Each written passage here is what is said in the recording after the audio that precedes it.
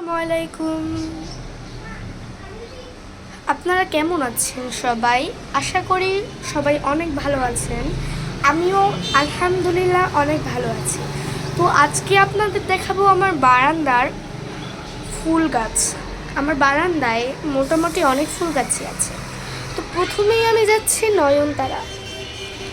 এই যে নয়নতারা ফুলগুলোর নামও সুন্দর আর দেখতেও সুন্দর। আমার ফেভারিট কালার হলো গোলাপি। নয়নতারা ফুলটার কালারও হলো গোলাপি। তো এই গাছের ওই ডালটায়, এই ডালটায় এতগুলো ফুল হয়েছে। তো এগুলোর মধ্যে প্রতিদিন আমি পানি দিই, এটার কোনো কমতি নেই।